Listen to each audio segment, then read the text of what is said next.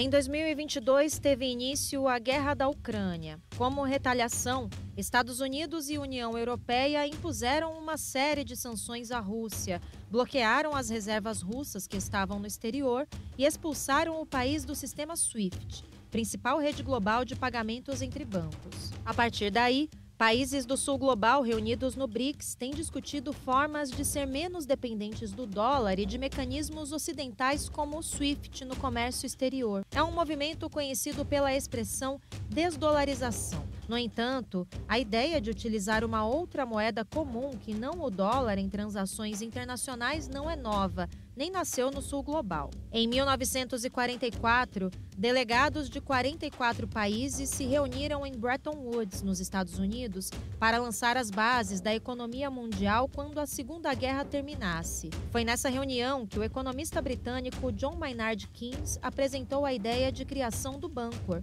uma moeda para ser utilizada no comércio entre os países sem substituir as moedas nacionais. A ideia nunca foi colocada em prática devido à resistência dos Estados Unidos. Mais de 80 anos depois, o posicionamento dos Estados Unidos permanece o mesmo e até se intensifica. Recentemente, Donald Trump ameaçou taxar em 10% todos os países do BRICS e afirmou que o bloco vai acabar rapidamente se ameaçar o dólar. No entanto, o documento final da cúpula do BRICS, divulgado em 7 de julho, não cita nenhuma vez a palavra desdolarização, nem a intenção de criar uma moeda própria do bloco.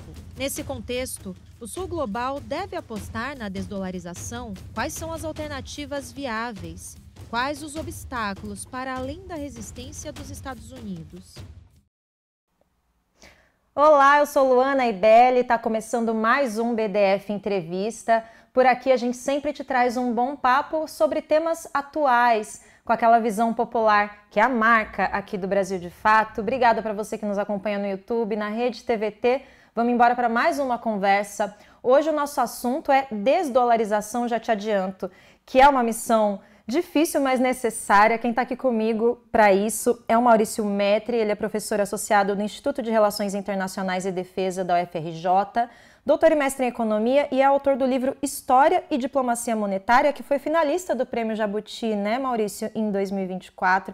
Então seja muito bem-vindo, obrigada, viu, pela presença e por topar esse desafio com a gente. Bem, boa tarde, obrigado, Luana, satisfação estar aqui com vocês, à disposição para discutir aí os temas de desdolarização.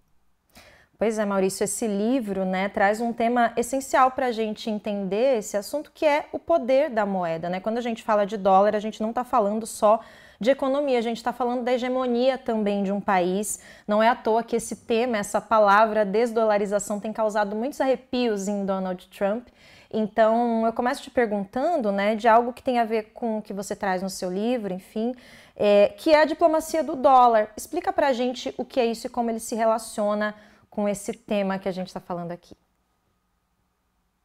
Bem, pensar moeda internacional, né, em geral, as pessoas não têm a dimensão de que ela é um instrumento poderosíssimo, né, nas relações entre países, né? Então, e também não é um processo natural de mercado, uma construção de mercado, que é uma ideia que o mainstream econômico, em geral, os analistas consideram, né, que a escolha dessa moeda de referência internacional ela é uma escolha de agentes econômicos, enfim, um processo meio que sem controle, né? Ao contrário do que eu desenvolvo nesse livro, né, eu tento mostrar exatamente esse processo, o processo histórico da Inglaterra, né, na construção do padrão Libra-Ouro, né, que se consolidou em 1871. A Inglaterra foi o primeiro país que conseguiu impor a sua moeda como uma de referência internacional. Depois da Primeira Guerra Mundial, no entre guerras, isso virou uma disputa aberta entre as potências. E na Segunda Guerra Mundial, com o fim da Segunda Guerra Mundial, o mundo viveu uma bipolaridade monetária. Isso é também um certo, do meu ponto de vista, equivocado achar que a hegemonia do dólar nasceu em 44, 45, não nasceu. Tá? De 45 até 70, 71, o espaço soviético, né, do espaço da área de influência soviética, operava com base no rublo, não tinha operações em dólar. E só na diplomacia triangular do Nixon, enfim, isso é uma discussão muito bacana, é que tanto a União Soviética quanto a China e por rebarba, os outros países do bloco entraram também numa zona dólar. Aí realmente o dólar se globalizou, se transformou numa moeda de referência global, efetivamente global, a partir dos anos 70. Tá? E quais são as vantagens aí, Luana, nesse processo, que eu acho que é onde escapa e eu acho que às vezes é mal calibrado, tá? Sobre essa discussão e que é, digamos assim, a grande, talvez a parte principal ali mais do final do meu livro, que é justamente tentar situar esse poder monetário americano, dos estadunidenses, né, que eles desfrutam, sobretudo dos anos 80 para cá. Tá? O primeiro deles, e mais importante entender, é que qualquer país do mundo, né, a partir dos anos 80, mas aí globalizou isso nos anos 90, com o fim da Guerra Fria, é que para operar nesse sistema, todo país e todo agente econômico tem que entesourar títulos da dívida pública americana. Tá? Isso é que é a novidade do sistema monetário internacional, de como ele passou a funcionar nos anos 80, 90 para cá. Não tem controle de capitais, então a única arma que os países têm para poder fazer frente a ataques especulativos é reservas internacionais, volumes crescentes de reservas internacionais. Obviamente que essas reservas internacionais, a maior parte delas são em dólar, né? Então, e desse montante em dólar, a maior parte está em títulos da dívida pública. Hoje o Brasil tem 600 ou 400 bi, gostaria de ter 700, 800, 900, o Japão tem 1 trilhão de bi em reservas, tá? Que inclusive, Maurício, entrando aqui na sua fala, pedindo licença, o Brasil tem uma das maiores reservas internacionais, né? Em dólar, e isso é visto como uma força, né? Sempre colocado como uma coisa positiva, mas não é necessariamente uma escolha dos países ter uma reserva em dólar. Então isso é importante também nessa conversa, queria que você explicasse, né? Nem sempre são termos que as pessoas entendem. É uma vantagem para os Estados Unidos ser o emissor do dólar e, ao mesmo tempo, emitir esses títulos. Enfim, quais os privilégios dos Estados Unidos ao ser ele mesmo o emissor do dólar e como isso envolve esses outros países? Excelente ponto, Luana. Talvez esse seja o ponto mais assim que eu avalio como mais sensível, né, e importante para o exercício do poder americano, né? Porque o Brasil precisa, de fato, de reservas em volumes altíssimos em dólar, como qualquer país, tá? Alguns não conseguem, outros conseguem, porque é a única forma que você tem para estabilizar seu câmbio, né? Você faz o governo, o Banco Central, fazer interferências no mercado de câmbio, né? Vendendo dólar quando tiver uma demanda por dólar excessiva e comprando dólar quando tiver uma entrada de dólar muito grande. Se você não controla o câmbio, você cria um problema de balanço de pagamentos, uma crise de balanço de pagamentos, que enfim, vira o tipo de problema mais grave econômico que pode ter, né? Que é uma crise nas contas externas que perpassam toda a economia, vira uma crise inflacionária, uma crise fiscal, uma crise, enfim, por mecanismos que não interessam a gente aqui. Mas o fato, e aí é o ponto, Luana, que você apontou corretamente, é que se o mundo digamos assim, para poder operar no sistema, é obrigado a entesourar títulos da dívida pública americana para operar no mercado de câmbio, atuando no mercado de câmbio, isso cria uma contrapartida absolutamente extraordinária e única na história do sistema internacional, que é uma capacidade de endividamento e gasto dos Estados Unidos sem limite aparente. Não, enquanto o mundo absorve papéis dos Estados Unidos, os Estados Unidos têm uma capacidade de endividamento, enfim, a princípio sem limite. Não existe o que para os outros países é sempre visto como um elemento de fraqueza, e aí você colocou muito bem, para os Estados Unidos é um sinal de força, né? É um instrumento de poder, porque, na verdade, eu escrevi sobre isso, está no meu livro, né? É um instrumento de extorsão. Os Estados Unidos conseguiram impor que o seu título da dívida pública, a sua moeda, seja um instrumento através do qual os países podem que operar no sistema internacional.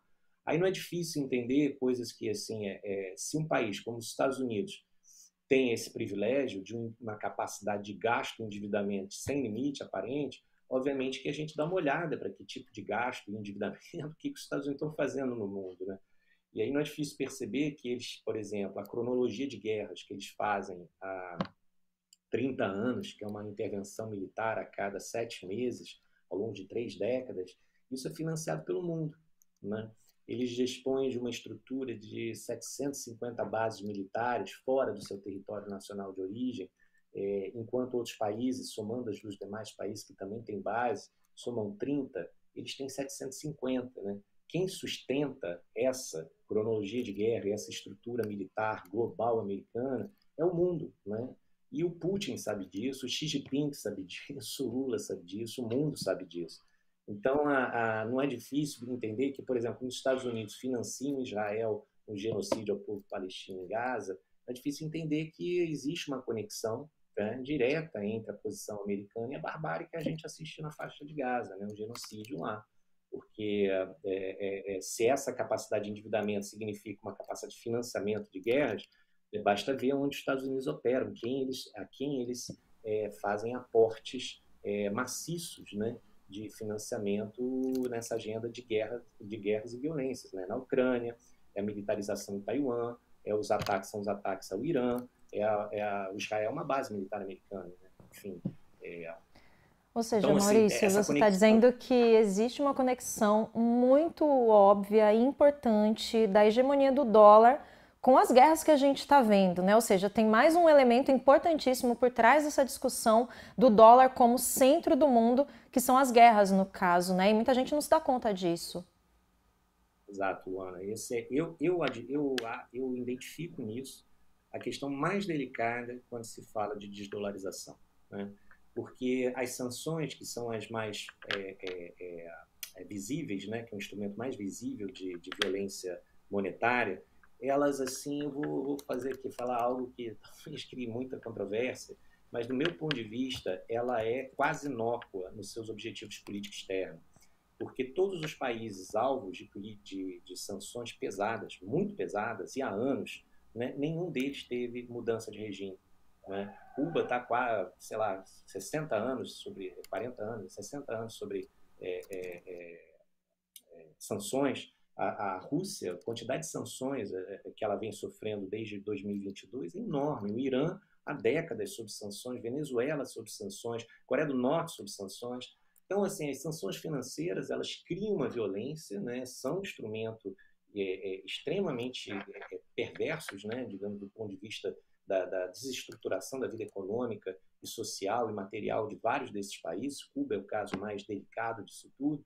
Né? Mas, em termos dos objetivos da política externa americana, as sanções financeiras são, assim, na efetividade delas, beira zero. Né? Talvez a única exceção seja a Síria, que caiu, né, não por conta das sanções, mas por elementos que, somados às sanções pesadas que os Estados Unidos impunham à Síria, digamos assim, foi um dos elementos que ajudou e compôs a mudança daquilo que os Washington tanto persegue em alguns países, que é a mudança de regime. Né? Então, comparando, assim, essas duas dimensões da moeda enquanto instrumento de violência, né, não é difícil perceber que a mais delicada delas é o financiamento sem limite aparente. E aqui eu sempre faço questão de prestar uma homenagem à querida professora Maria da Conceição Tavares, que escreveu isso em 1985, né, há 40 anos atrás, quando ela disse essa expressão, né, no contexto da diplomacia do dólar forte, né, que era do choque do Volcker, né, que quando os Estados Unidos subiram a taxa de juros para forçar a moeda americana como uma moeda de referência internacional. E naquele momento a dívida pública americana explodiu, né, até pelo gasto do keynesianismo bélico do Reagan, né, no contexto da Guerra Fria. A dívida pública americana explodiu e passou a ser um único instrumento digamos assim, com base no qual os países e as empresas podiam se ancorar, né, para poder fazer frente às instabilidades do sistema. Né? Enfim, isso tem algo aí que é muito... Pelo grande privilégio que os Estados Unidos têm, né, e acho que essa é uma palavra muito importante, fundamental, né, os privilégios dos Estados Unidos em ter a moeda que é central, né, e todos os jogos de poder que são feitos a partir disso. E é fato que alguém paga essa conta, né, Maurício? Geralmente os países do sul global, e aí queria entrar um pouco nesse tema também, falando do Brasil, como essa política, você já passou um pouco por isso, né, nesse nosso trecho inicial, mas queria entrar um pouco nisso, como essa dependência do dólar afeta diretamente a política econômica aqui do nosso Brasil. Tá. Talvez a conexão, Luana, que eu vou sugerir, ela passa pela política externa brasileira, tá? Porque, vocês imaginarem, talvez o período Dilma, olhando agora retrospectivamente, ele é muito didático nesse sentido, tá? Os dois primeiros governos Lula e o governo Dilma, né? Antes do golpe de 2014. Por quê? o Brasil ele estabeleceu em 2008, 2007 uma reformulação da sua política de segurança e defesa, né, que está lá no Plano Nacional de Defesa, Estratégia Nacional de Defesa, 2008 mais ou menos. E tem uma informação lá que é fundamental, fundamental, que é a mudança de ênfase dessa agenda. Tá? Ela deixou de ser uma política de segurança e defesa pautada em ameaças internas, como vinha sendo desde a Segunda Guerra Mundial, né, contra comunismo, contra terrorismo, contra qualquer, enfim, ameaças à ordem interna, né, e passou a ser ameaças de potências estrangeiras. Né. Obviamente que não é difícil perceber que das potências do mundo existem três, né, basicamente, Rússia, China e Estados Unidos. Rússia e China não reivindicam nada em relação ao hemisfério ocidental, América do Sul, e muito menos ao Brasil, pelo contrário, vem no Brasil um parceiro, um potencial de construção. E os Estados Unidos, ao contrário, né? Os Estados Unidos há 200 anos, desde a doutrina Monroe, que é de 1823, né? Os caras reivindicam o hemisfério ocidental como uma área de influência deles. O que significa isso? Que não pode haver na América do Sul, nas Américas, um país ou uma aliança de países que rivalize com os Estados Unidos a sua hegemonia aqui. Não pode ter. Aí, se o Brasil quer ter uma inserção autônoma, independente no sistema e efetivamente soberana, né, e esse exercício implica um olhar e um cuidado contra as potências estrangeiras, e no caso não é difícil identificar que tem um antagonismo direto, mas é direto, contra de Brasília com Washington. O sucesso do Brasil de uma inserção independente implica necessariamente uma perda, uma derrota para os Estados Unidos no enquadramento da região, nesse sentido. Aí, mais grave do que isso foi que o Brasil conseguiu regionalizar essa agenda de segurança. Né? Eu vou chegar no dólar, que foi através da Unasul. A Unasul Brasil, junto com um acordo em outros países, conseguiu construir a mesma ideia. Né? Digamos, era uma instituição que tinha como um organismo que tinha como preocupação principal a ameaça de potências estrangeiras. Obviamente que os Estados Unidos sempre foi. Então, você não precisa botar isso no documento para entender esse processo. Em 2014, né, a Dilma foi a sexta cúpula, né, dos BRICS, que foi aqui em Fortaleza, aqui no Brasil, né, em Fortaleza, e que foi a mais importante cúpula da história dos BRICS. Mas disparada mais importante. Por quê? Porque lá se criou o novo Banco dos BRICS, e o mais delicado de todos, que até agora está parado, que eu não sei porquê, né, para mim é tristeza de toda a maioria global, de toda a periferia do sistema, o FMI dos BRICS, que é o Arranjo Contingente Reserva. Mas eles foram criados ali, tá, em 2014. E aí o mais delicado, Luana, foi uma reunião em que a Dilma conectou BRICS e Unasul. Na foto de encerramento da cúpula, estava ela do lado do Putin, do lado do Xi Jinping, e atrás dela toda a Unasul. O Brasil continua sendo, naquela época era, né, porque o Unasul não existe mais, mas o elo de ligação de um organismo internacional que se constituía por um antagonismo direto a Washington, que era o Unasul, e conectava uma ordem mundial, digamos, uma instituição que se propunha um redesenho da governança financeira global, e cujo centro estava o dólar e toda a violência do dólar, antagonizando com o dólar, que era através desses organismos multilaterais. Eu me lembro, só para ter uma dimensão do que aconteceu ali em 2014, teve uma entrevista que passou, assim, para minha sorte, eu assisti, foi o presidente Lula, ele estava preso em Curitiba, ele deu para eu não me lembro exatamente qual foi o portal, né, digamos assim, mas foi para a blogosfera, né, assim, para os portais mais progressistas, e perguntaram para ele como é que o senhor vê a questão agora do Sul Global, a participação dos BRICS. Ele diz assim, eu conversei com a companheira Dilma em 2014, durante a cúpula dos BRICS. Os BRICS não foram construídos para ser um instrumento de defesa, mas foram construídos para ser um instrumento de ataque. Né? E eu falei para a companheira Dilma que a gente deveria fazer uma parceria com a China nos mesmos moldes que a Rússia havia feito com a China.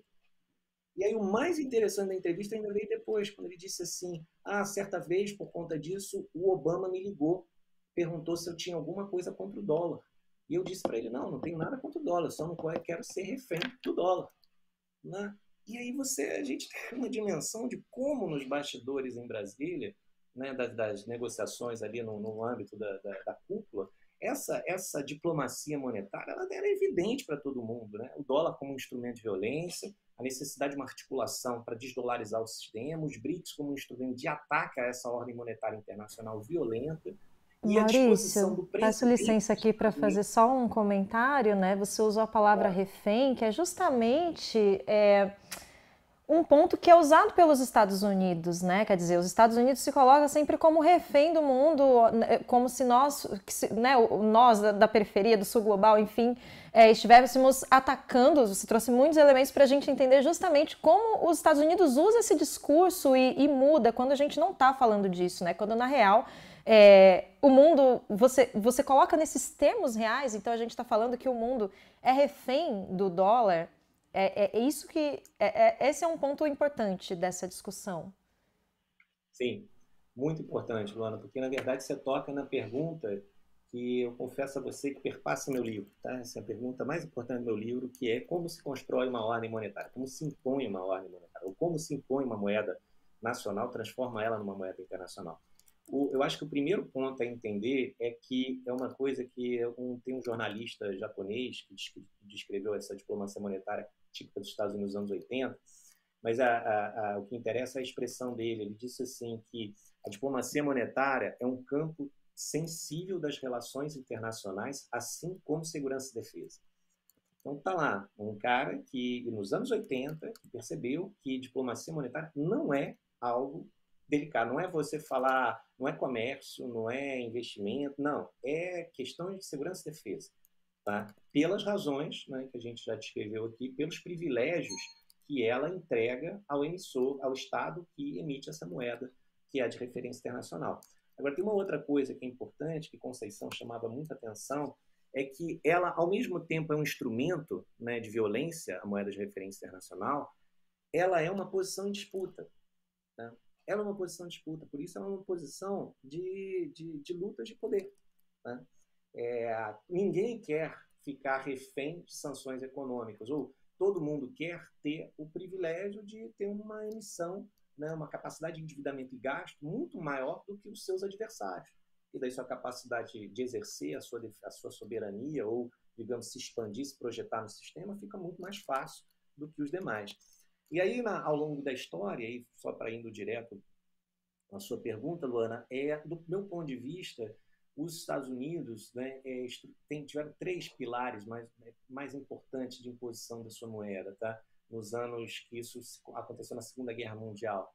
Né? Foi, obviamente, que a correlação de forças que nasceu da guerra é o decisivo, né, da Segunda Guerra Mundial. Portanto, nos tratados, se as pessoas puderem ler o Tratado de Alta e o Tratado de Potsdam, que ratifica em Alta, todas as dívidas de reparação de guerra são feitas em referência ao dólar. Isso é uma decisão política, né? Não é de mercado. Né? Você está definindo que, digamos, todos os países derrotados vão ter que oferir, de algum modo, aquela moeda que está definida no tratado, e dessa forma vão ter que organizar toda a sua economia, seu comércio exterior, com base nessa moeda para poder fazer frente a essas obrigações definidas no Tratado de Paz. Tá?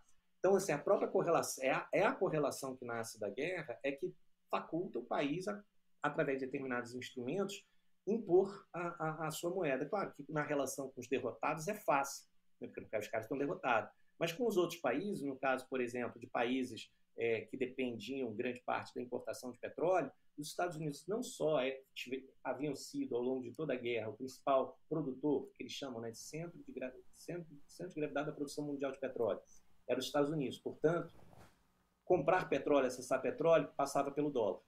E os Estados Unidos, durante a Segunda Guerra Mundial, chamou o Roosevelt, né, saindo de Alta, se encontrou com o Sheikh Saud, chamou o cara, mandou vir, vem cá, senta aqui, a gente vai fechar esse condomínio, vão ter base militar no seu país, você vai, enfim, organizar aquilo conforme te convém, mas política externa, defesa e o seu petróleo vai ser vendido em dólar. Tá? Daí fechou o negócio, segue lá até hoje. Portanto, o dólar estar precificado em petróleo constrange muitos países a ter que operar em dólar nesse sistema.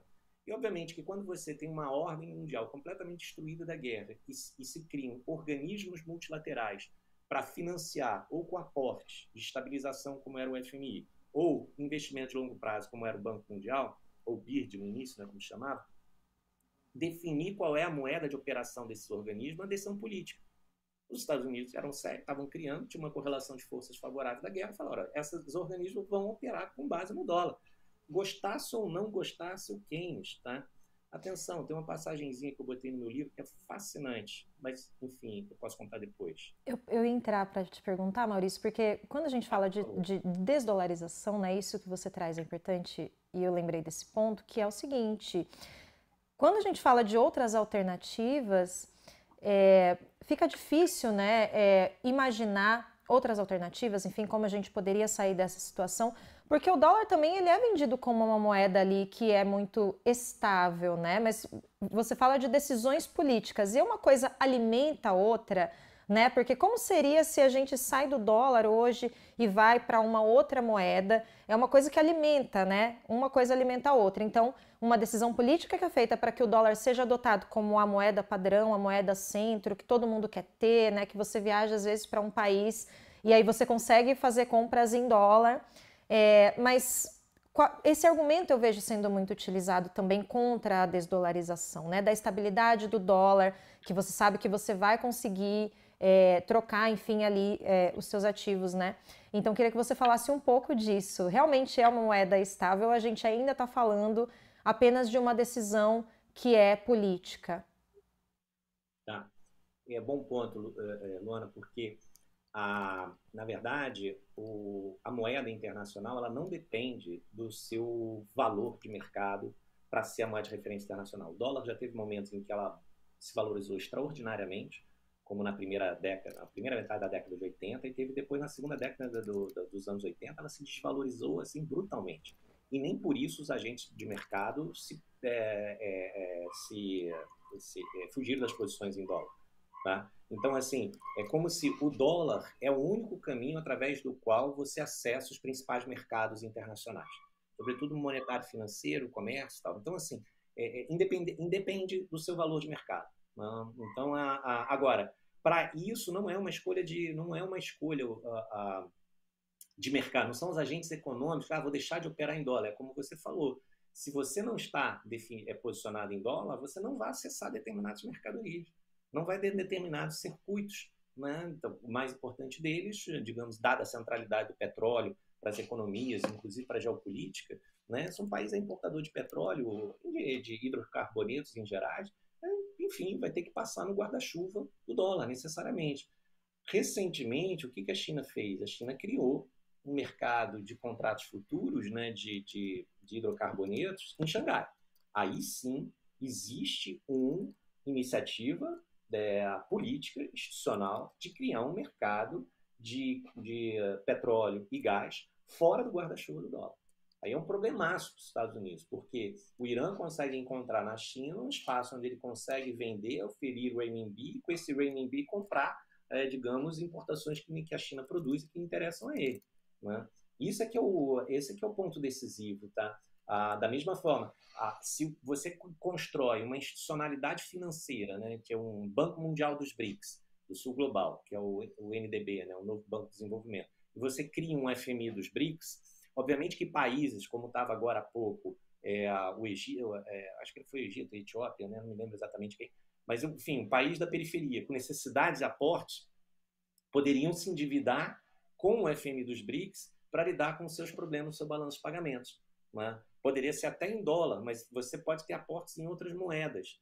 Né? Poderia ser um arranjo que avançasse em outra direção. Né? Então, assim, mas é uma decisão política de se criar organismos que permitam resolver os problemas de escassez de divisas, né? Então, é um problema que perpassa todos os países em geral, né? Alguns mais, outros menos, para lidar com esse problema.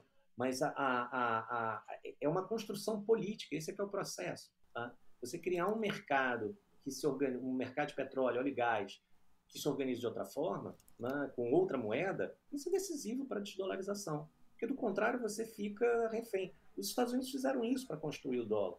Né? Eles criaram um mercado de óleo e gás internacional na sua moeda. Antigamente não era assim. Foi uma construção política e de poder deliberada para esse fato. Da mesma E forma aí, que Maurício, entro de novo só pedindo licença porque você falou de refém novamente, aí você tem uma expressão que você usa que é extorsão. né? E o dólar Sim. também como esse sistema que pode ser entendido como cria um sistema de uma tributação global. Então, essa não é uma palavra forte para a gente entender essas relações, né? De fato, se trata de extorsão e por que você escolhe também trazer esse conceito? Esse é o ponto, talvez, que me gere mais controvérsias comigo e meus colegas, né? Porque eu estico essa corda, eu vejo como um sistema de extorsão e faço essa construção histórica até para dizer que os Estados Unidos não foram o primeiro a montar isso do ponto de vista histórico, isso remete a uma construção bem antiga. A moeda, Luana, no limite, a moeda sempre foi. A moeda, por definição, é a contrapartida de um sistema de extorsão. Ela é a contrapartida da tributação. Né? O que os Estados Unidos fizeram foi criar um sistema não de uma tributação global. Né? Eles não estão botando um tributo sobre todo mundo, mas eles condicionaram uma ordem financeira monetária internacional cujo único acesso é através do dólar. E para mais grave do que isso, para você poder operar nesse sistema desregulado, financeirizado e liberalizado, né, que são volumes hipertrofiados de capitais que se movimentam, e essas movimentações, esses ataques especulativos são capazes de criar crises como foram dos anos 90, a crise do México, a crise do Brasil, a crise dos asiáticos, a crise russa, Brasil de novo, a Argentina, são capitais especulativos que estão indo de uma praça para outra. Para lidar com essa instabilidade dessa nova ordem monetária internacional, só tem um caminho, que é entesourar títulos da dívida pública americana, em reservas em volumes crescentes. Se os países são compelidos a fazer isso, e na outra ponta tem um resultado, uma capacidade de endividamento e gasto, trata-se, do meu ponto de vista, de um sistema de extorsão. Né? Porque para você operar no sistema internacionalmente, você é obrigado a entesourar títulos da dívida pública. Por exemplo, a Argentina não tem reservas. Ela vive uma crise permanente. Sai governo, entra governo mais à direita, mais à esquerda, mais progressista, menos progressista. O problema é sempre o mesmo. Há uma escassez de divisas. E aí fica suscetível às condicionalidades que o FMI impõe para poder dar os aportes que ela precisa para lidar com essa escassez. Né? Agora, para os outros países não viverem, não padecerem do mesmo problema da Argentina, o que eles têm que fazer? Entesourar títulos da dívida pública. Aí você tem, na verdade, na outra ponta, um sistema de extorsão. Os Estados Unidos emitem papel, os países absorvem esses papéis, não só os países, mas as próprios agentes econômicos absorvem papel americano e eles absorvem. De um lado tem um fluxo de papéis, do outro lado tem um fluxo de bens e serviços que vão para eles. Uma capacidade de gastar em máquina de guerra, principal é a máquina de guerra, né? Claro que você vai ter uma série de questões ligadas aos padrões de consumo, enfim, mas do ponto de vista da geopolítica das relações internacionais, o mais importante é essa excrescência, que é uma estrutura militar imperial global de 750 bases militares no ano. Tem um mapa que o cara monta, ele bota essas mapas, é um negócio chocante você ver esse mapa assim, essas bases militares, esses caras nessa cronologia de guerra, financiando o que a gente assiste na faixa de Gaza. O genocídio. Ou seja, a gente precisa realmente, Maurício, criar desdolarização, ou seja, é um assunto central no sentido de que a gente precisa sair do dólar, por o dólar estar financiando tudo isso e promovendo tantos privilégios, inclusive chegando a financiar guerras, como a gente está vendo. É um assunto muito interligado. Então, queria falar, de fato, das alternativas, né? Porque hoje a gente tem, você já passou também por algumas questões, né, aqui na nossa conversa, você falou do Banco do BRICS, né, tem a nova Rota da Seda, então queria entrar um pouco nisso. O que de fato nós temos hoje concreto que pode fazer frente ao dólar, porque também tem outra questão, né, a gente não está falando só de dólar, mas a gente está falando também de sistemas de pagamento, né, de outras formas dos países fazerem as transações entre si. Então, existem vários aspectos quando a gente fala de desdolarização, que não é só uma moeda única. Então, vamos começar com estratégias concretas. O que você vê hoje como concreto que pode entrar como uma desdolarização?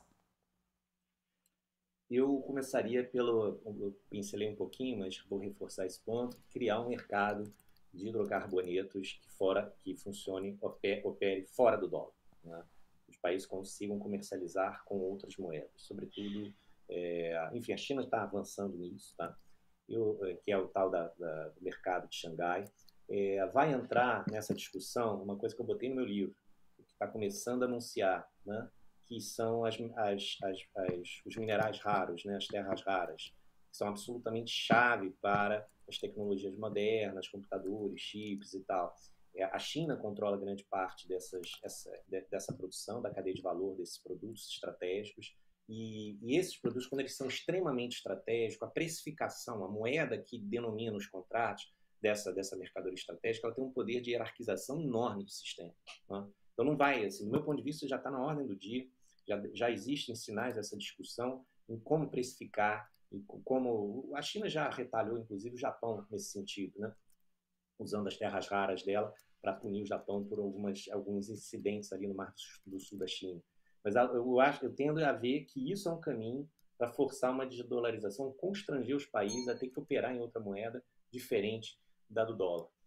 Agora, os BRICS são efetivamente um instrumento voltado para a desdolarização do sistema. Aí não tem, assim, por mais que falem que não, por mais que falem que botem-se em banho-maria, o Lula já revelou isso lá nessa entrevista dele de 2019, quando se referiu a algo que aconteceu em 2014. Atenção, botando o tempo ajuda muito.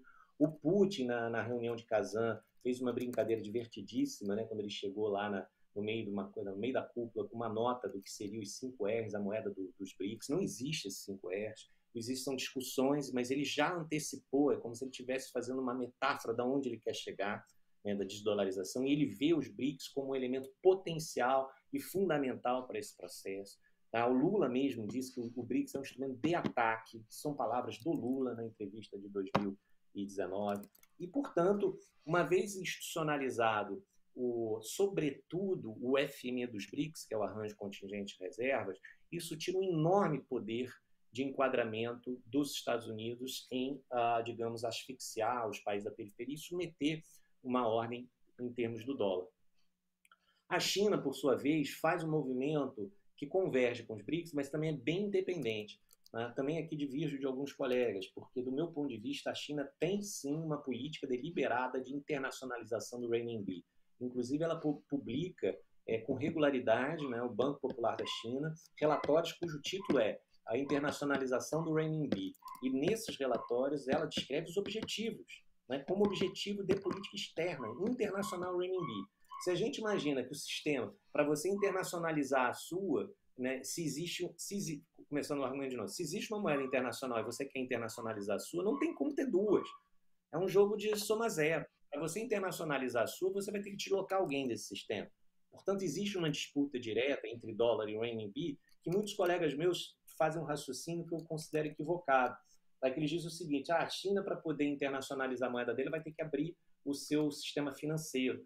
Ela não precisa abrir o sistema financeiro dela para internacionalizar a moeda dela. Isso é um erro, achar que o mercado vai exigir da China a abertura da sua conta de capitais. Não vai. Os Estados Unidos já operaram um sistema de controle de capitais com o seu sistema financeiro fechado, né? E a moeda deles era uma moeda de referência internacional, como foi Bretton Woods. O que eu estou querendo dizer? Abrir o sistema financeiro nacional não é uma condição nem necessária, nem suficiente para internacionalizar uma moeda. Portanto, a China, como é que a China faz? Ela faz através do que você colocou, Luana, a Belt and Road Initiative.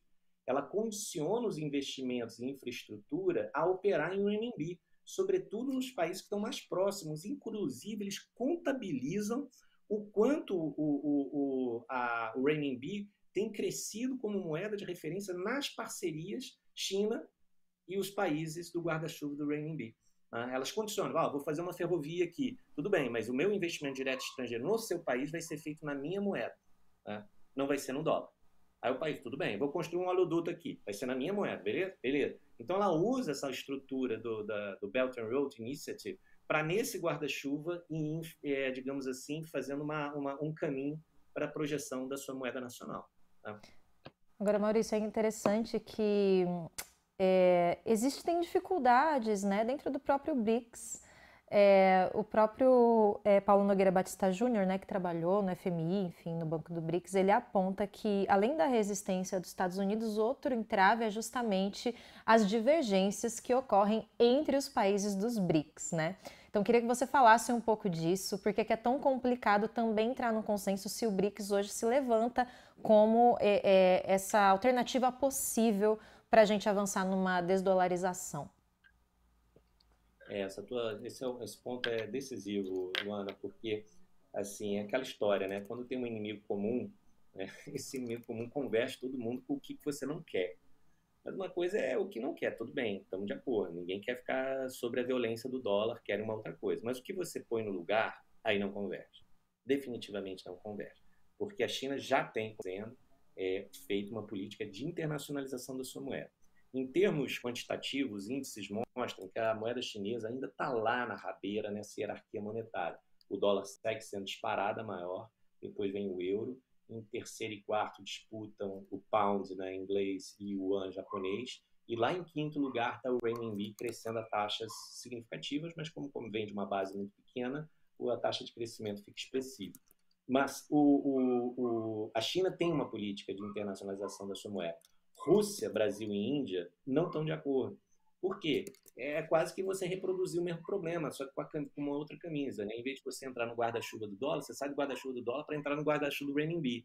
Você vai reproduzir o mesmo problema de ter que ficar refém de alguém que vai ter um monopólio da gestão monetária internacional e você vai ser suscetível a essas pressões, esse instrumento de enquadramento, enfim. Não mais negociando com Washington, mas passando a negociar com Pequim. Tá? Então, na verdade, o que o Putin faz é resgatar aquilo que foi estratégia inglesa em 44 pela mão do Keynes. Tá? Atenção, em 44 o Keynes era representante do Estado inglês, coisa que ele não foi em Versalhes quando ele foi como observador. Em Versalhes ele tinha, então, aquele belo livro dele, As Consequências Econômicas da Paz, é um livro de quem aponta, né, e dá sugestões da tragédia que estava nascendo ali no final da Primeira Guerra Mundial. Na Segunda Guerra Mundial, ele estava indo defender os interesses da Inglaterra. Isso é que meus colegas economistas não percebem. O Keynes era um representante do Estado inglês, portanto, a proposta do Bancor era a defesa da Inglaterra. Por quê? Do meu ponto de vista. Né? Porque o Keynes é aquela sabedoria muito inglesa, né? Já que não dava mais para impor a Libra como a moeda de referência internacional, qual foi a estratégia dele? Eu não fique refém da moeda de um outro país. Vou propor aqui uma moeda internacional em cuja mesa de negociação eu vou ter um assento. Né? Então, eu vou ter um poder de veto, vou poder aqui fazer, digamos, jogar. Ele tentou isso, mas isso foi um veto. Os Estados Unidos vetaram na partida. Tem uma entrevista que ele disse, né? O Keynes disse em uma determinada entrevista: antes que eu pudesse ler o acordo de Bretton Woods, me mostraram a linha pontilhada que eu tive que assinar. Olha só o nível da correlação de forças. O Keynes, o representante da Inglaterra nas renegociações de Bretton Woods. Os Estados Unidos mostraram o tratado para ele assinar antes que ele pudesse ler. Né? E aí, que paralelo eu estou fazendo? Eu estou dizendo que hoje a Rússia, Brasil e Índia têm uma mesma visão. Ninguém quer ficar refém do renminbi no futuro, quer ter uma moeda de gestão internacional. Por quê? Porque você vai sentar numa mesa e nessa mesa você vai ter um poder de veto, vai ter um poder de, digamos, de negociação sobre a gestão monetária, enfim, de como o sistema vai funcionar. Agora, só aproveitando, Luana, um outro ponto que você tocou, que é importantíssimo, que eu acho que revela, talvez do meu ponto de vista, uma coisa que o Paulo tem sublinhado muito também, é a maior fragilidade dos BRICS. Tá? E tem um erro na partida, que é muito difícil você criar consensos entre os 5 membros fundadores. É muito difícil. Algumas coisas avançam, mas outras, um vai vetando o outro. O caso da Venezuela ficou gritante na última cúpula em Kazan, quando o Brasil vetou a entrada da Venezuela, como Rússia e China queriam, por exemplo. Existem outras questões, né, que eles só formam por consenso. Os BRICS ampliaram, né, agora são 10 membros plenos e mais 10, se eu não me engano, parceiros. Desses 10 membros plenos, todas as decisões seguem sendo por consenso. Então, basta ter um país ali que seja alinhado ao Washington para botar um veto nos projetos dos BRICS, nos projetos delicados. E basta fazer, assim, mesmo que desses 10 não tenha nenhum, basta fazer um golpe, como aconteceu aqui em 2016, você muda o governo, bota um governo com política externa alinhada com Washington, e você resolve o problema para os caras. Eu digo problema para Washington, né? Portanto, a capacidade de articulação e coordenação dentro dos BRICS tem uma fragilidade que não deveria ter na partida. Não deveria ter. Agora, eu até perguntei para os meus colegas, para o próprio Paulo, para as pessoas que estão em Brasília é mais próximo a isso, eu pergunto assim, como é que você lida com essa coordenação? Como é que você cria uma regra que possa permitir um voto qualificado, já que você já botou 10 para dentro e você quer hierarquizar essas decisões? Eu acho que não hierarquiza mais, né? Porque a turma que está dentro, que já entrou, não vai querer ter um voto mais desqualificado, menos importante que o voto de quem é membro pleno, sei lá, o que é membro criador do negócio. Ou seja, o BRICS tem um problemaço. Obviamente que o Washington de hegemonia também, que continua se perpetuando, né, Maurício? A gente tem um tempo, infelizmente, é um tema complexo, né, com tantos detalhes para a gente entender, mas eu acho que o que a gente consegue fechar dessa conversa é que desdolarização não é só moeda, né? Então a gente está falando de hegemonia, a gente está falando de pensar alternativas que possam tornar o mundo realmente multipolar e não refém, né, desse poder que tem causado guerras e causado muita desgraça, assim, né? Usar essa palavra que é o que tem acontecido. Então, muito obrigada, Maurício, pela conversa e por todos esses conceitos que você trouxe para a gente entender esse tema importante e difícil também. Obrigada, viu? Até uma próxima. Eu agradeço a oportunidade. Obrigado.